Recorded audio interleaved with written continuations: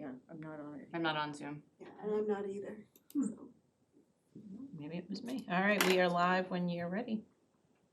All right, good evening. Welcome to the June 21st, 2022 meeting of the Stow Selectboard. This meeting is being recorded for later. Okay, and so public input, I'm gonna call on our town clerk, Linda Hathaway. Thank you. I just want to let people know that we'll have nomination papers for this special election on September 6th. They're available anytime now through July 15th, and the deadline to turn them in is July 19th. So anybody who's interested, please give us a call or email us and we'll get the papers ready for you for pickup. Fantastic. And then you can start circulating them. Okay? Thank you. Thank you. I had a question just to clarify. Somebody asked me why are we having a special election? So could you just? Oh, for the special election is to fill the vacant seat on the select board, which is required to have a special election. And that's Zach Burns' vacancy from his resignation. And with this, because we're holding it on I'll take another minute. Yeah, absolutely, Linda, thank you. Because it's held on the date of the state primary, this election will include the vote by mail and early voting, just like the primary, because we are doing it all together. So those dates will be posted soon. The governor just signed that bill just last week. You might be already seeing ads about it, but we'll be gearing up for that. And I think in person downstairs in the lower level, like we've done in the past. Okay. 2 years. Anyway, okay. Any questions? Look on the website. We'll have a lot of information there. Thank you, Linda. Great. Sure. Do we have any public input for items that are not on the agenda? You can raise your hand. No, seeing none. I'm gonna move on to board members' comments. Does anyone have anything they would like to say? No? Delightful. Denise, town administrators report. Just a few things tonight since we just met last week. I would like to congratulate our Assistant Town Administrator, Dolores Hamilton, for winning the SCOP Award, which is awarded each year to a human resources professional who has made outstanding contributions to the field of municipal human resource management and who has made a positive impact on the Mass Municipal HR Association and its members. So congratulations to her. I'd like to let folks know that the Route 62 bridge is scheduled to be closed 2 to 3 nights on or around July 6th. Once we know more at the end of this week, we will get that information or this week or next week, we'll get that information posted on our website and social media. That right now they are scheduling for around July 6th. And then this Thursday, the Employee Diversity Group in collaboration with the Randall Library is hosting a forum to hear firsthand about a former resident's battle for equality. Sassy Parker grew up here in Stow and went through in the Neshoba School District as a male, but at some point realized they identified with being female. For those interested in hearing her story or educating themselves on the struggles and victories of self-discovery and her ongoing efforts in support of LGBTQ rights and equality, we welcome you to join us at 7 p.m. at the Pompo Community Center. The event is open to all ages, but the content discussed may be mature, and we'd like to remind folks that this is an educational forum and inappropriate behavior will not be tolerated. That is it for me tonight. Excellent. Okay, so we have the annual July 1st reappointments. And so Denise has included a memo in our packet for the paid and volunteer positions. Do you want to say anything about the fact that you recommend them all? No, I will just say, so there are no new appointments. Everybody on here is being Reappointments. reappointed. Okay. Any new appointments will start taking place again next meeting. All right, perfect. And with that, I will take a motion to start this list. We're gonna do paid positions. Yep, There's one motion and then- Yep, so we'll do the paid positions first. I'll start with the annual July appointments associated with paid positions, subject to the terms indicated. The following individuals have 1-year appointments that end on June 30th, 2023. Assistant Town Administrator, Human Resources Director Dolores Hamilton. Select Board and Town Administrative Executive Assistant Joyce Sampson, Superintendent of Streets Stephen Nadeau, Town Council KP Law PC, Emergency Management Officer Fire Chief John Paul Benoit, Tree Warden Bruce E. Fletcher. Full-time firefighters John Paul Benoit, Chief, Barry Evers, Captain, Mark W. Guerin, firefighter EMT, Call Lieutenant. Judson Swinimer, firefighter EMT, Call Lieutenant. Eric Benoit, firefighter EMT, Call Lieutenant. And Rachel Froden Dewar, firefighter EMT. For Call Lieutenant, Ryan Boyd and Jonathan Gray. The following names are for call firefighters EMTs. Paul Armand, Jonathan Beharel, Timothy Benoit, Cameron Bauer, Ron Dosty, Frank Zerkatz, Christina Ellis, Richard Falcioni,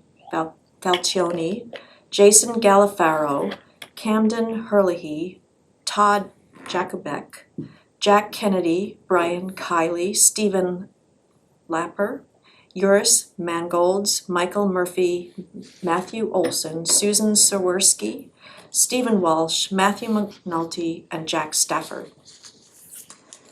For call firefighters are the following individuals: Kevin Benoit, Alejandro Cabrera, Scott Dwinnells, Timothy Gray, Benjamin Glover, Timothy Landry, Greg Silverio,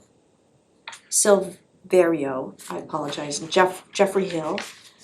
For emergency medical technicians, Matus Alves and Burak Sey.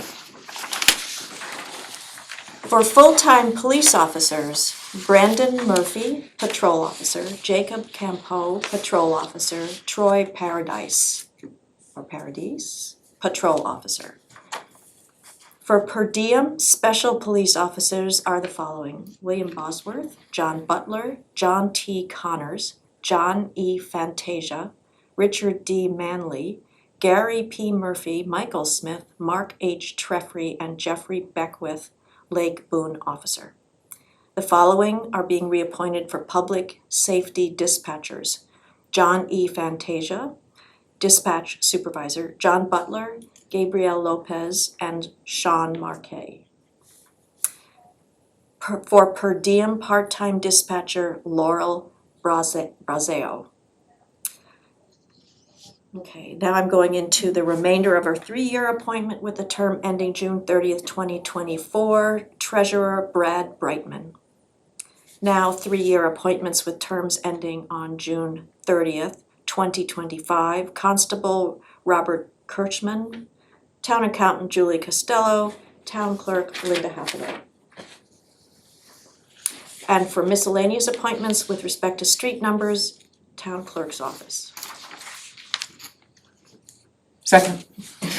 All right, all in favor? Aye. Aye. And that is unanimous. Well done. All right. I move to make the following appointments of volunteer committee members, positions having been duly posted and for which the applicants have applied. 1-year appointments with terms ending June 30, 2023. Fence Viewers, Select Board.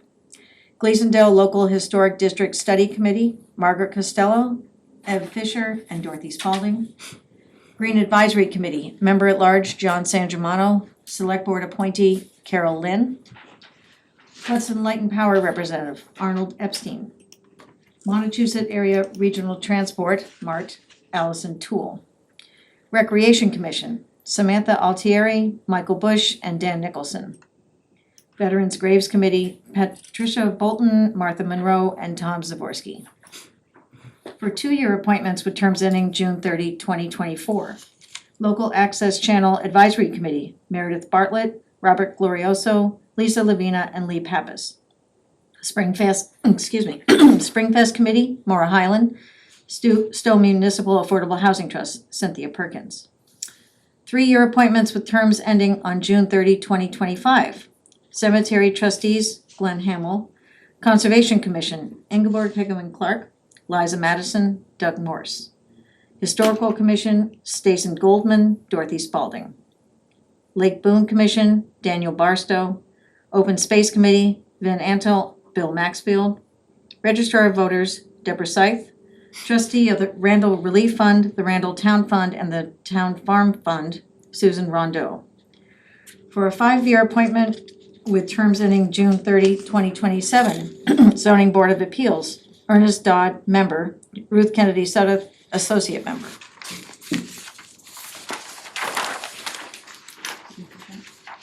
Second. All in favor? Aye. Aye. Aye. All right, and that is unanimous. Great.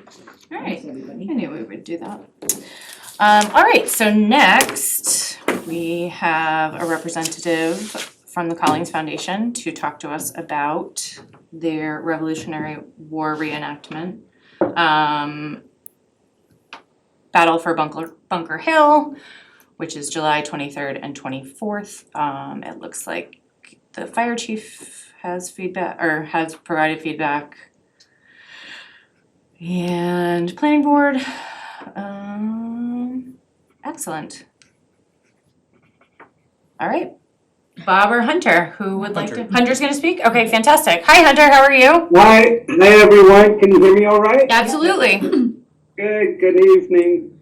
Hey Bob, how are you? Hi, Hunter.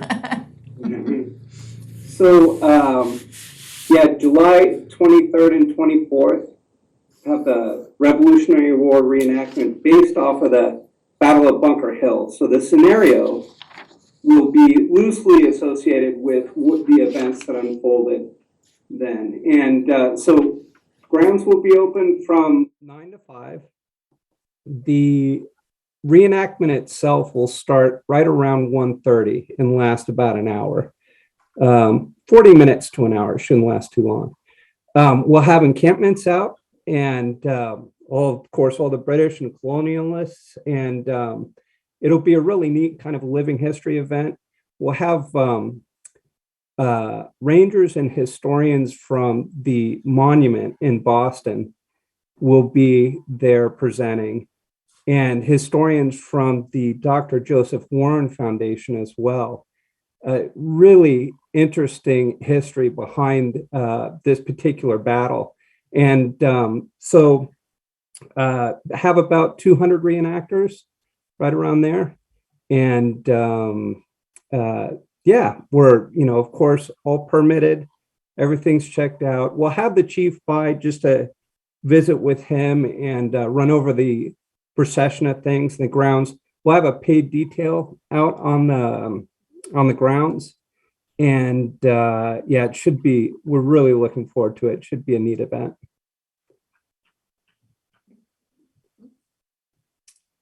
Does anyone have any questions? No, I was pleased to see that the the fire is involved, fire chief's been on that, the Right. planning board reviewed the permit and it Yeah. appears to be in compliance, so no questions from me. Anyone else? Did you have anything you wanted to say on it? Nope. Nope. All right, then I will take I I hope you guys have a chance to come see it.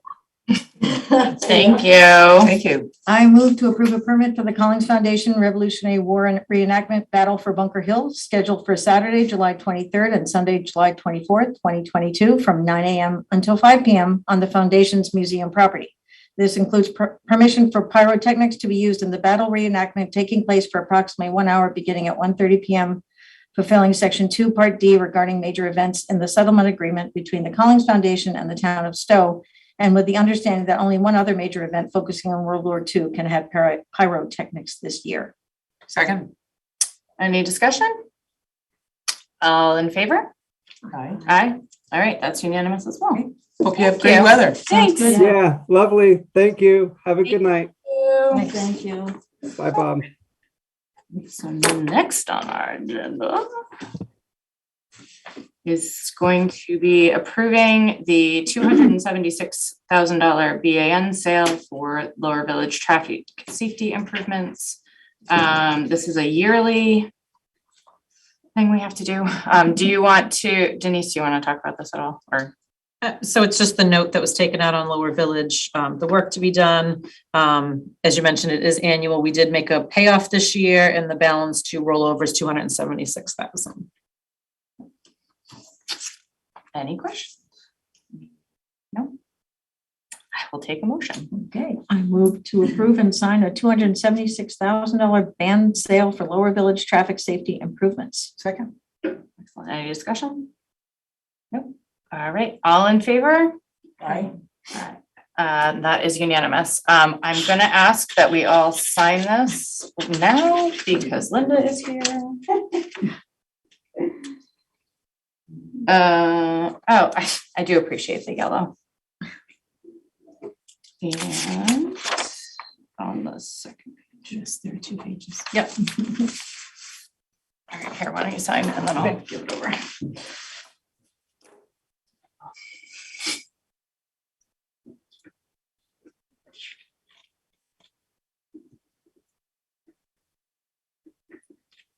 Okay, thank you. That's for you. Thank you. You're welcome, thank you.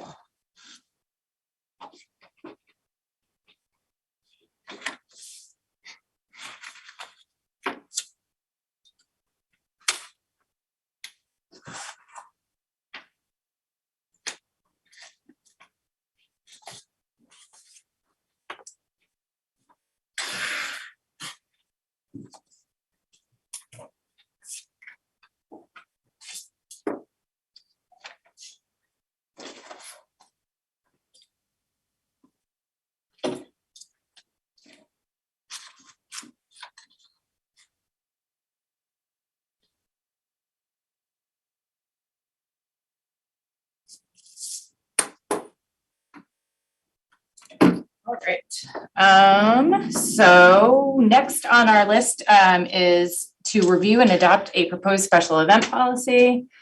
Denise has put a memo in our packet, not in our pocket, in our packet about this. I said to Denise before the meeting how appreciative I was as someone who used to plan events for a living, that there is now a process and a protocol. So did you want to speak on any of that? Just that we've been talking about this for quite some time now. As you know, probably a year ago, we started using the informal checklist that is, I think, on page 4 or 5 here. So the special event is what Joy sends out to anyone looking to have an event. This just formalizes it, gives an actual application, allows us to then disseminate this in a completed packet to all the departments for their required approvals. And it just sets the expectations with the first few pages on what can and cannot happen, when it's required. I'll be honest, we went back and forth on this. What's a special event? What should trigger the policy? I have it in here right now that events that may have more than 20 attendees would require the permit. So if someone's looking to have a family birthday party at Center Park with 10 people, it's obviously not a special event. If they're looking to have a music fest, it's a special event. Even on private property, if it is going to impact the public roadway, streets, traffic, etc., similar to what we have done with food trucks, the Collings Foundation with their events. I mean, there are certain organizations and things that have an impact on the surroundings, traffic, noise, etc. The last policy that I'm working on is the entertainment license, which is required under Mass General Law that we have not been issuing. Anyone with amplified music, sound is required to have an entertainment license. That will be sort of the final special event process license and policy that will be coming down the line. But this one is hopefully all encompassing to as much as we could think of and what we've been doing for the last year or so unofficially. I have one question. Somebody asked me if special events that we permit would be posted anywhere. I mean, I understand that probably the organizers would be advertising them, but would that be something that we would have any notice of on our website for any reason? I mean, we can. I wouldn't normally. If the board voted in a public meeting, it would be in the minutes and a record of it. I wouldn't normally post them in a separate location. We have in here that the organizers should post it in a clear location at the entrance of the event. similar to like a building permit. I mean, I'm happy to post them if it's something that the board wants on our website, but it's not something we would normally do. Because I imagine there are people who are gonna get permits for special events that don't necessarily want like everyone to know about. Do you know what I mean? Like say you're having a big party at your house and it's like, then you don't necessarily want like us The being public. like, hey, you're having a party at your house and you got a permit. But, sorry, Good point. yes. No, So, just To trying to follow up on clarify. this Mhm. private party Mhm. situation, we have a fee for nonprofit and for profit, but what if you're just an individual having a birthday party at your backyard and it's 21 people? So that wouldn't impact it. It's not, I mean, if you're going to block a street to have a block party, then it would be a special event, but So if it's just not a private impacting. Party, okay, So you're having a wedding on your property well, though. I did that. Right. I knew that was where you were going. I did, you know, it was a COVID backyard wedding and I think we had 60 or something people, but. Yeah. But So you're I on just- you're on a quiet, you're on a Right, but I cul-de-sac, just, so you wouldn't actually be impacting the roadways a who lot. says, you know? Well, I would consider residents nonprofit. I mean, you're not making a profit on a wedding unless you're renting out your property, and then it would rise to that occasion. Okay, but so nonprofit, I don't have my computer with me, is that defined as a 501c whatever? So No. nonprofit just means, do we have to define it? I just don't want to require private parties, private people to have to get permits to use their backyard, is where I'm going. Right, no, the intention is, like I said, unless it's impacting, you know, if someone on Great Road is having a party and needs parking all the way down the street, obviously we have to have that conversation about what we're gonna do with traffic. But the intention is not to have people have permits for their own private parties in their homes on their own property, unless there is an impact to traffic or public safety. So maybe they would, if they have a public address system and music, they would, the next policy and permit that we're gonna put in place, they would. Yes, so if someone wanted a live band or something, yes, that would trigger an entertainment license because it impacts the public and the noise. So yes, that would fall under them, but just having a party, an event at their own home is not an issue unless it's an impact. Is that, go ahead. I think we need to make that clear because it's not actually clear that residents are excluded.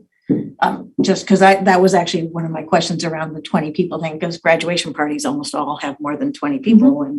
And frankly, some people, like, I remember going to ones on Taylor Road and, you know, there's no place to put a car. So, which, I mean, there's different ways to handle that. I was gonna say when Courtney first asked the question, well, the police will probably always know because they're part of this process, but for private parties. So I think we just need to be clear what residents are expected to do. Because someone's gonna complain, my neighbor's having a big party and they didn't get a permit. And we're gonna say, well, it's not for residents. Well, it doesn't say it's not for residents. So I think just a sentence someplace that says, you know, if residents have any questions, they should contact either our office or the police department about safety concerns or something, but that they're not included. Can we approve this Maybe it's in here, tonight I'm not seeing. With an amendment. with clarifying language? Oh, yeah, I mean, we could approve it at the next meeting if you want to see language, that's fine too. I mean, I trust you can come, because I read it before and then I No, just. no, read it again. I do hear you, absolutely, because I think enough of us have had a question about it, that it probably needs some clarification, and, you know, you don't wanna have a party at your house and then have somebody having a fit because, you know. Right. Because they think that you didn't do it the right way. Right. Okay. Any other discussion? All right, so I will take a motion. Or, we're not gonna take a motion, are we? Well, we could. I was say- gonna take it with the With the amendments. amendment to clarify, I'm just gonna, if I, before we make the Yes. motion. With an amendment that will clarify the role of residential. Let's see. Do we wanna just wait until we see it?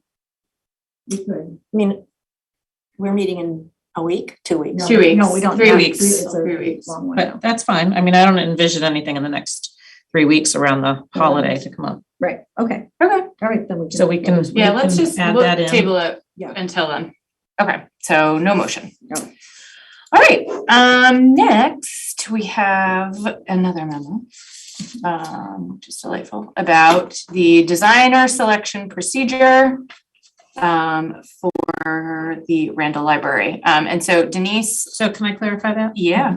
The design selection is not for the Randall Library. Oh, It's for sorry, I'm any so sorry. public- Yeah. It's for any It's for public any building. public building. But we Yep. need it. So quite frankly, this may have been done in the past here before. I could not find adopted policies. This is the state template that I'm putting before you. Yeah. Any community that has public buildings with more than $1.5 million worth of architectural services is required to have a design and selection procedure. And like I said, this is right out of the state statute, the process. And I think So we just, for the school project, I think we just adopted what the MSBA told us to use, and we didn't go through the town to adopt the process, right? Because we should have.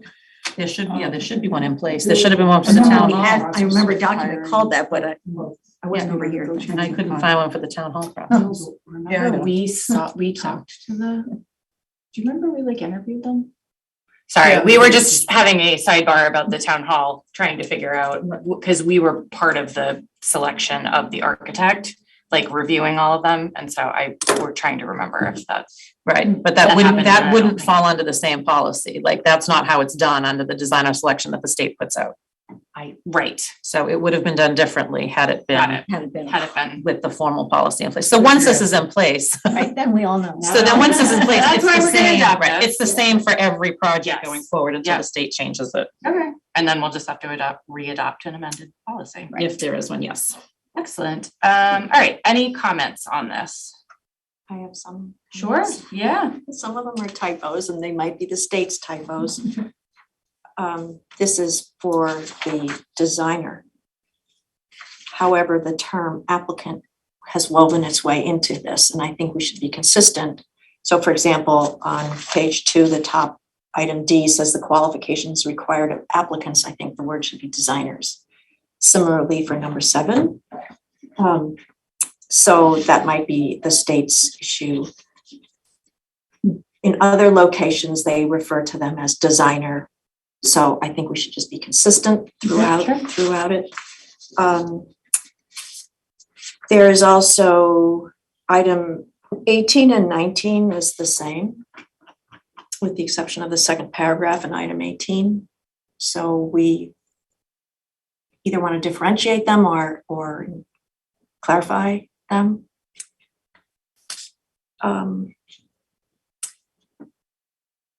And then number 26, it says employees, and there's this funny term making, which I have a problem with. It's like employees and officials and employees are prohibited from making or sharing in municipal contracts. Does that mean entering into a contract? What does making mean with respect to contract language? So I just would clarify that. Tell me what line item was that? Oh, sorry, 26. 26. Yeah, and it's similarly in, there's one other place and now I didn't underline that. It's in 2 locations and I thought it was just awkward language. And if I may, I think legal language, making a contract is signing a contract, is like coming to terms with a contract. I just haven't heard it, and I Executing. think entering into Yeah. is a more Yeah. clear word. Sure. And then item number 30, all contracts made by any department where the amount involved is 10,000 or more shall be in writing. Does that imply that 9,999 can be verbal? Yes, Really? you don't need a written contract for anything under $10,000. Over $10,000, 10,000 and over, we are required to have a written contract in place. All right. And so those were basically just typos or clarifications. And the only other thing I was wondering about is you implied that this is for vertical construction, not horizontal. So Correct. roadway, this stuff like Lower Village roadway. I know that some towns issue RFPs under the same state law for horizontal work. So I didn't know if you wanted to include that for this or just the vertical part. So this is strictly for architectural services is what the design service falls under. Then ignore that question. All right, that's all I had. Yes. I just, actually, Thank you. to Ingeborg's, when she was pointing out 18 and 19, so in the second paragraph of 18 seems to be a totally different subject, and I think should be numbered separately, and maybe that's where the numbering got screwed up. Well, that's where it was weird because I thought, well, maybe under the emergency provisions, you could select 3 finalists. So this part of, Oh, you know, so that's what I was thinking, but then you go back to in the event of an emergency. So I just, those 2 paragraphs are funky. something. Yes, I'll check the Yeah, state. We had to convert their PDF down to oh, okay, So. a Word document to edit it. okay. So it may just Yeah. lost in translation. Okay, That's it for me. thank you. So I guess my question is, do we want to move this as amended, or do we want to see the what? Yes, sorry, not what? Sorry.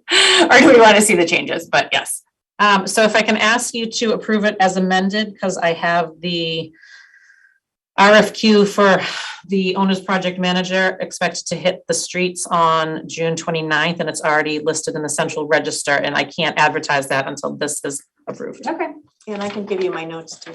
Okay. I think you got them all though. Yeah, Yes. I have a feeling it's gonna come out from the PDF swap. Yes. So, given that we know it's all state language, it's just. Fantastic. It's weird.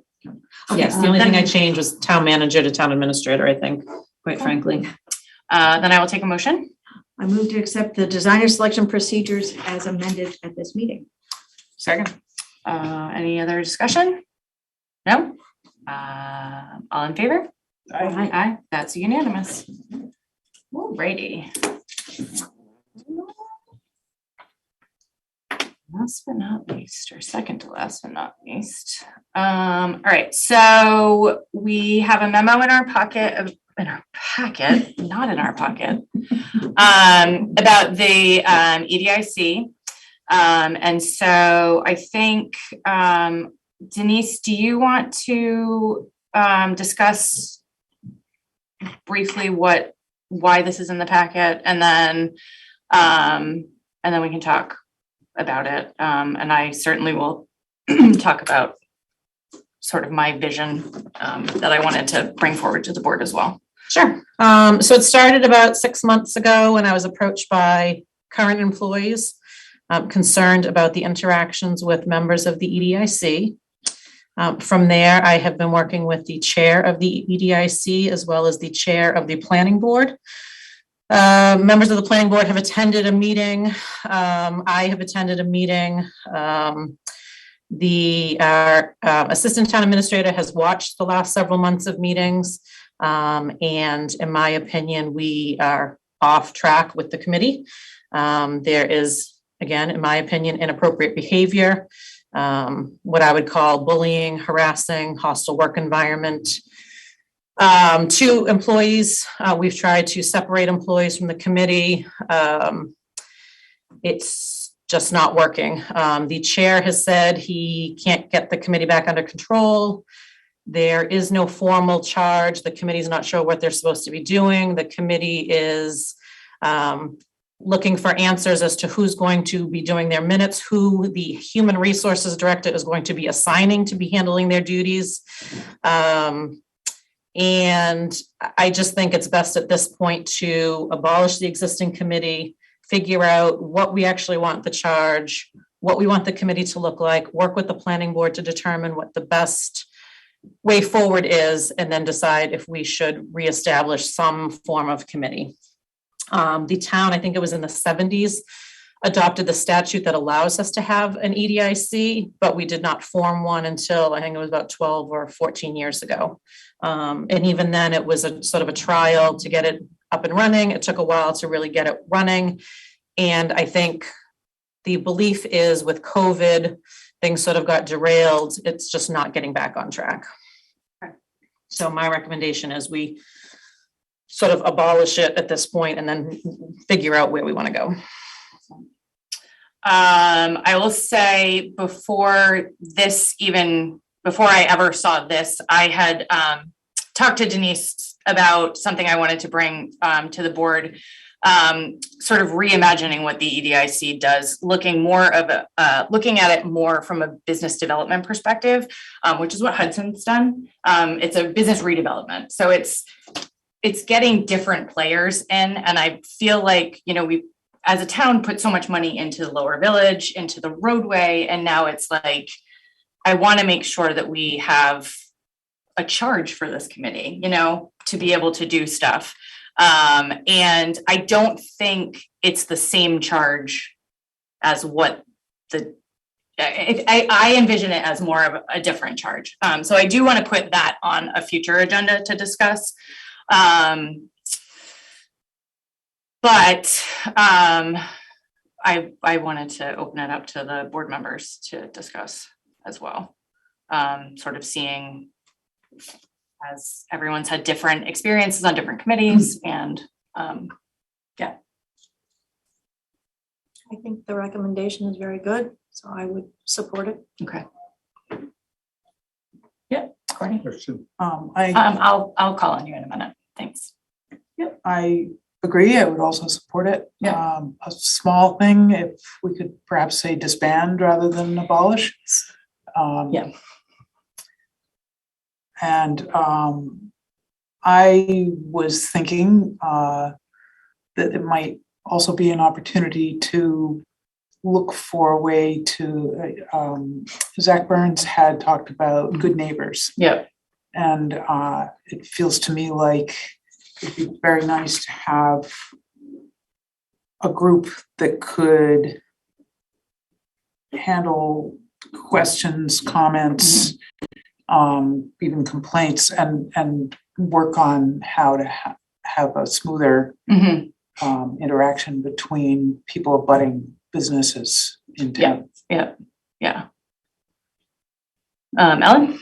Yeah, so I'm not in favor of this at this point. I mean, I think that there's been, you know, I think that there's issues with economic development. I actually like the, you know, thinking at it in terms of business redevelopment.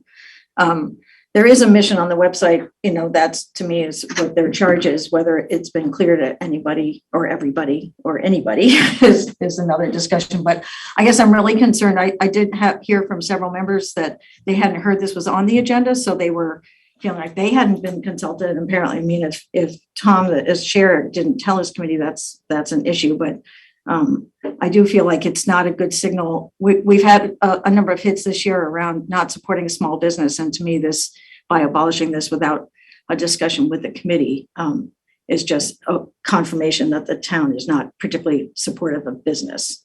So I think it's just the wrong order. I think having the discussion that you just suggested, Megan, around, you know, what does business development look like or redevelopment like, and how can we rethink it, and whether it, at that point, then we say, well, EDIC doesn't have the right charge or isn't the right people or whatever. It would make more sense to me to do it after we have that discussion.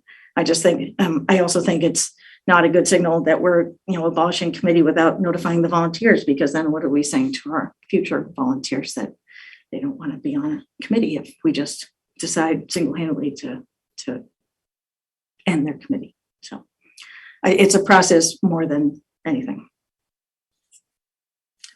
Denise? So my concern is are the employees, and quite frankly, it is a hostile work environment. My first and foremost priority is making sure the employees can come to work, can feel safe, do not feel bullied or harassed, can do their job.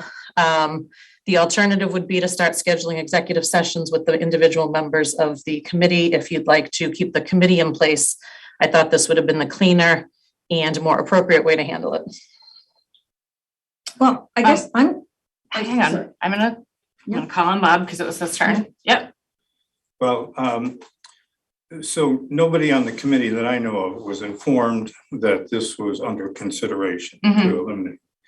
We became aware of it because we read the minutes, the agenda for this organization.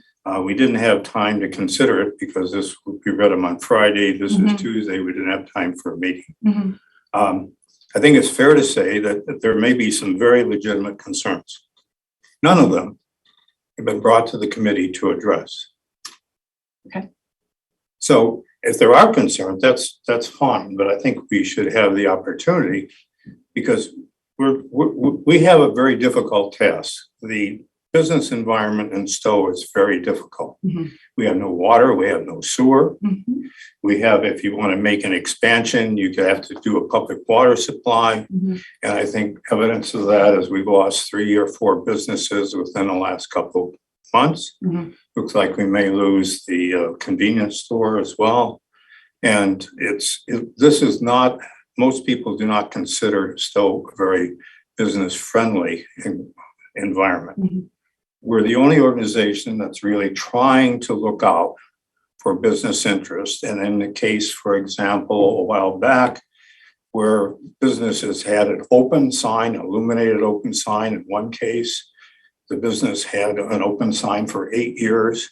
Somebody complained, and basically all of the businesses that had these are just open, just on or off opens, had to take them, and there was threats and so forth. So the policy had not been enforced for 8 years, and then because somebody complained, the policy was enforced. But Bob, just because it wasn't enforced doesn't mean that, I mean, if the policy is there, if the law is there, That's and it's a not, separate issue. yeah, I mean, Yeah. but I mean, that complaint is, Yeah, I don't disagree, okay. but we have a lot of you. policies. For example, every sign is supposed to have a signature on it and data. And I challenge you to try to find a sign that has that. So, I know. but the point is that the committee has, and it's been very hard to attract people to come to the committee. So the thought that you're going to abolish or defer or whatever and then reformat the committee, I don't know that that's going to, I just raised the question that if you've already disbanded something to look out for business interest, now you're going to reformat it. And we're already having trouble recruiting people. We've had vacancies. So recruiting people is another factor. Mhm. But I really think that anybody is accused of problems, and I'm not saying they're not problems, deserves to have them presented with, these are the problems, that you need to change this or you need to change that, and then have an opportunity to respond. The EDIC has been in operation for 7, going on 8 years. Our town administrator has been here between 1 going on 2 years. So there's been a lot of activities that have taken place that you may or may not be aware of, just for information purposes. So we have asked to try to have a meeting and try to understand, and by the way, several members of the committee are confused as to, are we an advisory committee to the select board? Are we an advisory committee to the planning board? Or are we an advisory committee to the town administrator? And so these are questions we have. I think these are legitimate questions. And frankly, we haven't gotten answers to them. It's not life-threatening or anything like that, but in terms of trying to do a very, very difficult job, it doesn't make life easier. And if we're not doing the right things, all we ask is, well, what are the right things? You've mentioned several things, trying to get people involved. I'll give you a case in point. We had the president of Radan on the board, very qualified person. Radan decided to expand. Did they expand in Stow? No, they had a big operation in Stow. Where'd they go? They went to Acton. I think that says something about how friendly or not our community is. So it's a very challenging role. All of the members are volunteers and they do this, and I think we all do it with passion. I'm not saying there's not times when the passions get maybe beyond where they should be or in a very calm environment and so forth.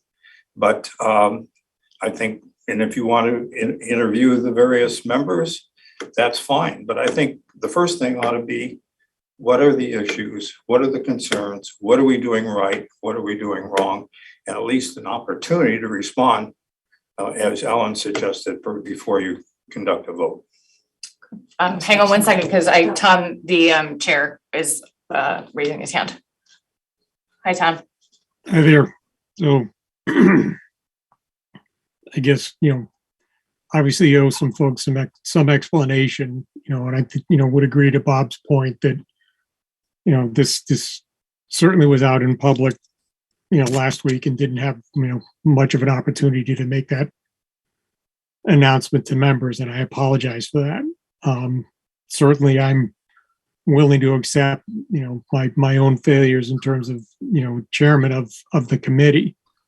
I guess my greater concern is, last meeting, spent some of that time trying to explain to members how the town government worked, and was really not met with much acceptance of what I had to say in terms of, that we were an advisory board, that it's a town, that it's town government. And, the members seemed to feel that there was a need to have the chair of the select board or the planning board or, town administrator to come in and to tell them essentially what I had already voiced. And I guess, just conceptually for me, if it's at that point where people don't understand the basic government, and how we fit in with that, I have concerns about the, how the committee's going to even function to begin with. And things had gotten, pretty much degraded to that point, where that was occupying a fair amount of discussion. And just from my point of view was not productive. Thank you. Thank you, Tom. Thank you. Yep. You make a good point in evaluating it. However, I think based on the information we have received with respect to bullying and disrespect, there is no room for that in today's society anymore. And just hearing the chair speak about the dysfunction of the committee, I am inclined to vote the language is discontinue it. However, to listen to your comments, I would like to just ask the question, what is an alternative if the committee is dysfunctional and is rude and doesn't respect their peers? What is an alternative if, for example, the comments that we've received tonight indicate that there is an interest in discussing this further? I personally do not condone or want to humor someone who behaves in an unprofessional manner in a town-sanctioned committee. We're all grown-ups. We all have bad days. We all have difficult lives, and there is no reason why anyone should behave rudely to another person. So, but anyway, to try to see if there's a way without a complete discontinuance, what would the alternative be to improving this committee's operations? Yeah. So I would say first and foremost, I would discontinue all staff support. As most of our other boards and committees function with no support from paid employees. I would say they should function as a standalone committee, do their own thing, set their own agenda, their minutes, run their own Zooms. Just like the finance committee, capital planning, I can name a bunch, the library building committee. And then quite frankly, if they are inappropriate to each other, to business owners, it would rise to executive sessions with this board since you're the appointing authority. And you'd have to call in the members individually and address it. If I may, to the first point, that's already happened. Sorry. Hang on. My concern with that, however, is I don't know. I feel very strongly with what Ingeborg has said. It feels like this has been going on for a while. That it's been brought to our attention means that it has snowballed. And so I feel like we're at a tipping point with this type of committee anyway. And I felt like this as we've been, the last couple of years looking at water in Lower Village, looking at how we change things. We have a new town planner coming in who possibly may have more economic development this experience. I thought you were like, no, we don't. But so I do feel like it's time for a reimagining of it. And you know, if I didn't have all of the documentation in front of me that was the complaint, or all the complaints in front of me, about the behavior of the members, then I would be more inclined to say, let's push pause on it for a little while, whatever. But I feel like the crux of this is that the behavior has risen to a point where I don't want to say that we have an advisory committee out in the world that is behaving like this either. So my 2 cents are that I would vote to discontinue. I do agree that abolish, I had mentioned to Denise that it felt like that was maybe not the right language, but it's, I think, discontinue. Well, that's what's in the motion. Right. So No further comments from me. no further comments. Ellen? I guess I mean, last year, 2 years ago, we were at this level with the library trustees. Now, we don't have the power to disband them, but we didn't like say we're gonna have no staff talk to them anymore. I mean, I think it just seems, it seems like I actually don't have you're saying you have lots of information around the background of this. I mean, lots of actually don't. information. I literally mean the memo in front of me. I misspoke. So there's, I mean, and I'm not saying it hasn't happened. I think, I guess I'm still just uncomfortable with the idea that we're going to abolish it without having a plan B. Like, we won't have anything doing business development. I mean, these are volunteer committees. We have lots of volunteer committees that do things. I don't have any problem with them not having staff support because most of the committees don't have staff support. But I guess I'm still concerned. I mean, I appreciate that Tom said he dropped the ball and letting other people know, but I think it's still, I just think it's a bad process to decide that, I mean, and I actually am unclear now whether it's, I mean, you're talking about staff harassment and Bob seems, and Tom seem to be referring to just dysfunction within the committee. Those are 2 really different things. So, we have a lot of committees that don't work well together and we need to work on that because we've never tried to help them work better together. I just don't like the idea that we're going to just abolish the only economic development committee we have without a plan. I mean, talking about it is not the same as having some, proposal in place that we're going to replace this with. So I think a larger, and I don't want to have this go on for ever and ever, but I think another point of what really stuck out to me is that members of the EDIC appear to be misrepresenting their authority in town, and what they can do as members of the EDIC that is in direct conflict with bylaws that we have, with other ways to do things. And so my concern is that if they're doing things like that, if members are doing that, then how do we rein that in? Well, we're their appointing authority. We bring them in and we discuss with But them. I'm saying, like, what I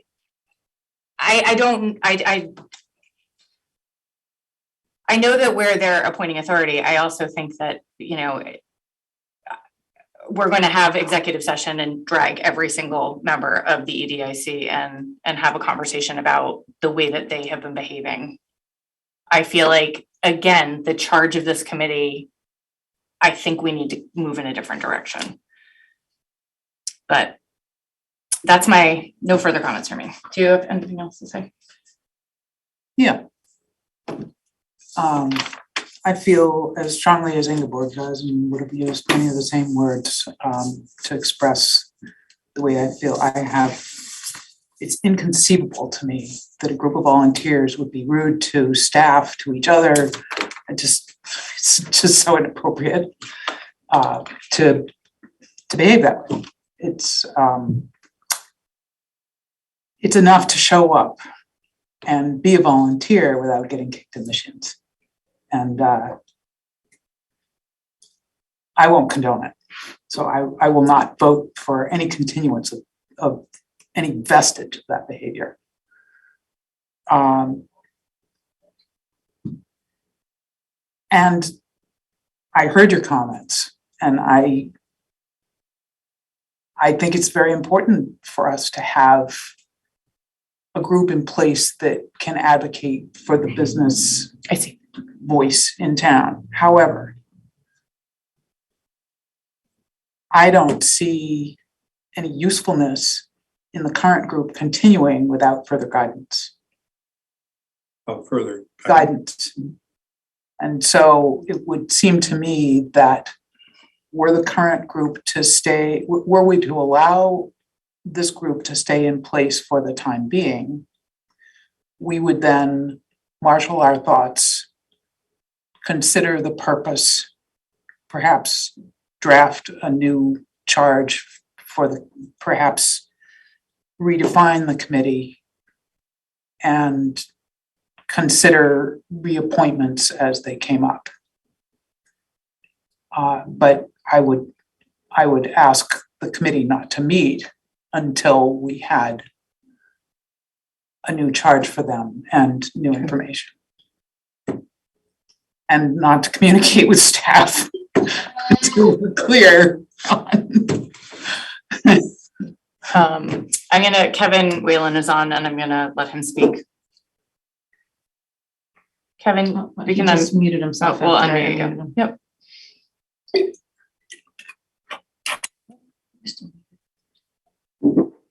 I've asked him to unmute. Kevin, you can Kevin, you can unmute. unmute. There you go. Can you hear me now? All right, I apologize. Thank you. I tried to stay quiet because I'll support whatever decision is made. I will start by saying that I was present at the meeting where I think that this may have happened, and I'm surprised it went this far without us, I don't know, being notified or spoken to or reprimanded or gave direction whatsoever. So ordinarily, if something like that happens and it can be corrected or nipped in the bud, if you will, then I think that we should have been given the opportunity to do that. Now, I will stand down as a member, but I am kind of taking offense to the fact that I kind of feel like I'm being called out as part of the group, and you're going to dismantle and you're going to try to regroup another one.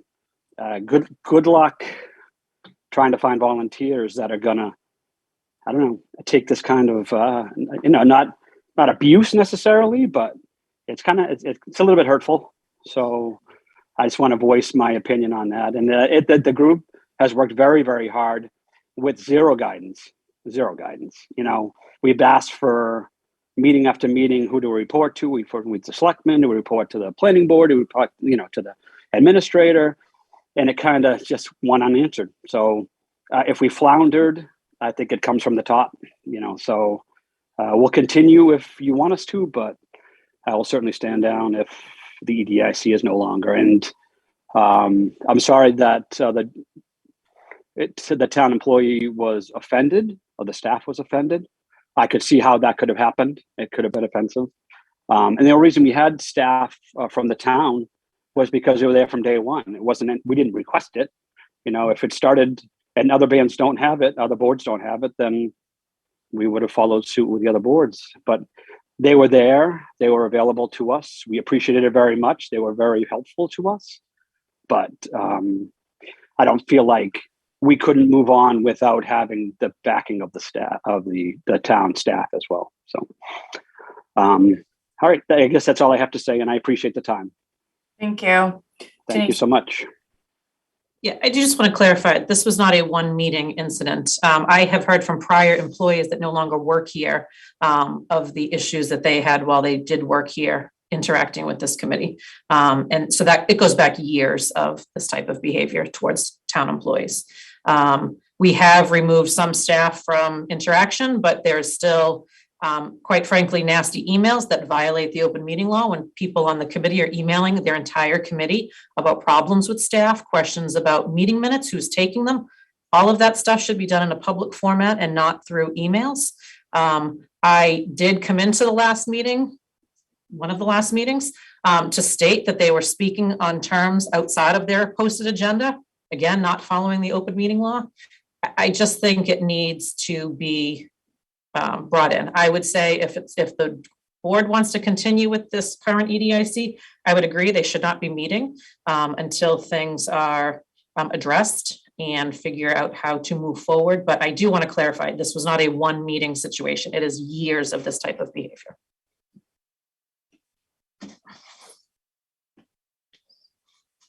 You have another person on Zoom. Bob, do you, 2 more minutes and then I think we're gonna to talk about how we're gonna move forward with this. Well, I suspect that I am probably the main issue here, Okay. the elephant in the room, if you will. And I would offer that I think it would be terrible to throw the whole committee under the bus because of, I may have been over enthusiastic, may have not been polite, may have not done all of the things that maybe I should have been. Okay, we do get into some heated discussions, and nobody has said to me, including the chairman, hey, you're out of order. And that's not to say I shouldn't have known on my own. You know, I've been involved with 14 different boards of directors and trustees, so I certainly understand what the modus operandi is. But I would offer as a interim sort of thing is that please defer your decision until you have more facts. Secondly, talk to other members of the committee. If they feel that the environment is, if I'm the main culprit, I will resign so that you can move on at least with 4 or 5 members rather than toss all of them under the bus because they're being painted with the same brush, and I don't think they deserve that. I think Kevin's point's well taken. It's very hard to attract people, and I think your chances of reformatting this and being successful in attracting people is very slim because we have very hard time attracting people as it is. And I don't know that that's going to get much better if you start all over, and especially need to get a quorum of 5 people. I think also it might be a good idea to talk to some of the merchants, you know, get their opinion. Are we effective? I am very concerned, Chairman, that you said that we have overstepped our bounds, because that to me gets to be more in a legal issue than it does just in a format issue. So I think if we're going to be charged with that, we ought to at least understand what the charge is and be able to defend ourselves. Can you speak to that? So I have 2 comments, actually, Bob. We never heard back from you on the appointment, so you were not reappointed this evening. Because we sent out 2 notices and did not hear back if you wanted to be reappointed. So your term actually ends June 30th, which is next week. And then secondly, I will say. Okay, I understand. I thought I had to notify you at June 30th. I did get 1 notice, and I was aware of that, but I did, that was my note, my bad. And then I will say, I heard from a business owner in town today that said, I was called and told you were abolishing the EDIC and I'd like to know why. So clearly, members of the committee are reaching out to business owners to advocate on behalf of the committee, demanding answers as to why. And quite frankly, I did not want to tell our business owners that it was because of inappropriate behavior. So I have not addressed the comments yet, but the meeting, and it was a public meeting. I came right in. I was in my office. I came in here. It was a meeting with Linear, and the conversation was about drive-throughs, and the comments were made that Jesse had no right to turn away a proposal for a drive-through without bringing it to the EDIC. The EDIC has 0 authority. You cannot make decisions. You cannot vote on things. And he said, I did not show you, but it does not meet our current bylaws. I told the applicant it does not meet our bylaws. And Bob, you were right here in this room arguing with Jesse that he had no right to not bring that before the EDIC, and actually went as far as to, not you personally, but went as far as to ensure Linear that the EDIC fully supported this drive-through proposal without even seeing it, without hearing the information, without advocating. I agree, EDIC should advocate to the planning board. If you support that, you should be going to them and saying, we support this proposal, we support this bylaw change. But I do feel like promises were made that you had the committee, had no authority to make to Linear. Okay, most of that I would agree with, that We're but not getting into a debate on the facts in my Yeah, opinion. yeah. We do have another person who's been waiting and. Yeah. Sure, and then I'm going to move on. Yes. Just one thing is, to Kevin's point, I am concerned that we're brushing, and Bob, I sort of appreciate that you're taking it, that you're sort of conceding maybe you are the problem. I actually have no idea because I haven't been to your meetings, but I am concerned that by doing this, we're saying this whole committee was a mess. And frankly, Courtney, you should know, there's a lot of committees with similar, very bad processes that we should all, take our civility code and try to get everybody to take on, because the lack of understanding about open meeting law is shocking. A committee you used to chair is having problems with making decisions that aren't on the agenda. Okay. So Okay. I'm just, I just don't want, I want to be Civility was equal. for all committees, and it Okay. was not just for the Board of Select Board. Yeah, but The so civility I'm just, policy we I put just in want place us to last be. year. All right, I'm gonna take a motion. But We're I just want to say that we shouldn't be, EDIC is one of the committees that's having problems, but there's a lot, it's not the only one, and I don't want to blame, Madam a Chair, majority I of the move that we members. table this until we can Get more facts. Yeah. get more facts. Yep. There's. Okay. Nope, absolutely. Second. Yep. Further discussion, I would say additionally, what I would like to do is put this on a further agenda or a future agenda. And I want to accept that motion with the caveat that this current iteration of the committee is not to meet until we get a better idea of what their charge is going to be. Because this is my third year on the board. The EDIC's never come.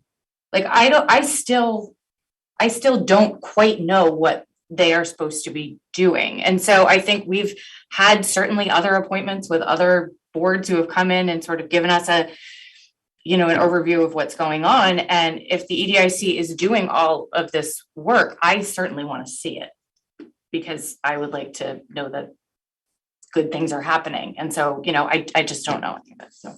So as a caveat to your Yes. caveat, I hope you're just taking wonder this motion. how are we going to get more facts? Are we going to proceed with the executive committee meetings? I feel sympathetic to Tom, the chair. I think that you've raised some good points, and I agree with Ellen. It's pretty humble of you to accept potential blame for this, but we'll just put it in the potential it's category. not potential blame, it's real blame, but that's all Well, right. then, we'll see you after June 30th. Anyway, I just would like to know, what are we going to do when we table it? What does table look like? What I would like to do is I would like to speak to our counterparts in Hudson and perhaps Maynard and look at what their business development committee charge is and see if we can come up with some language to kind of guide this committee into being able to do the things that it sounds like they want to be able to do, but give them the guidance to be able to do it. I do agree, like it's been lacking, and so if we can rectify that situation, maybe we do rectify the behavior, because That makes sense. and so So that would be my recommendation. So if you can clarify the motion on the table. I will clarify, I move we table this item until we have examined potential charges for this committee by reviewing neighboring towns committee charges, and that's it. And it's been seconded. Do you want to re-second it? Okay, yes, And that's with the caveat that the caveat that existing they don't committee meet. will not meet until that's discussed. Absolutely. all right, all in favor? Aye. Aye, okay, that is a unanimous vote. Thank you all for the thoughtful conversation. Thank you, Bob, for coming and giving us that information for sure. Thank you, appreciate it. Throwing yourself on the sword. Well, it's better me than the whole committee, that's for sure. Thank you.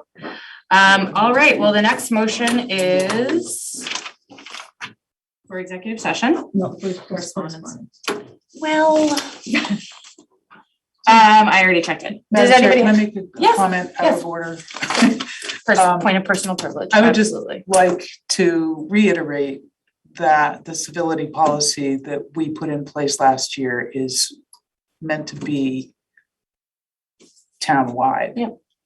It is, we were reminding ourselves to set a good example. But all boards and committees would please read the policy if there's any question, ask the town administrator. I will ask Phoebe to include that with the reappointment letter so that everybody Thank has a you. copy. That would be of great. the Excellent. policy. That would be fantastic. Thank you. Correspondence. Does anyone have anything to say on the correspondence? Just appreciate those people, Denise and Chief, who responded with clarifications on the Yes. confusing ones. Saves us Yeah. time. The one was about the pride flag. For the- Oh, yes. Which I think we Forgot all discussed at about the it. last meeting. Yes, Actually, you yes. raised last week, just last week, and Yes. Chief about the various permits. So, thank you Oh, for great. saving us time. And now I will take a motion. I move, Madam Chair, I move to convene an executive session pursuant to Mass General Law, Chapter 30A, Section 21A, subsection 5, to discuss matters related to a criminal investigation and to adjourn thereafter. Second. I think we need a roll call vote for that. So Ms. Hegeman, Aye. Ms. Frisha, Aye. Ms. Sturgis, Aye. and chair votes aye. And we are now in executive session. All right.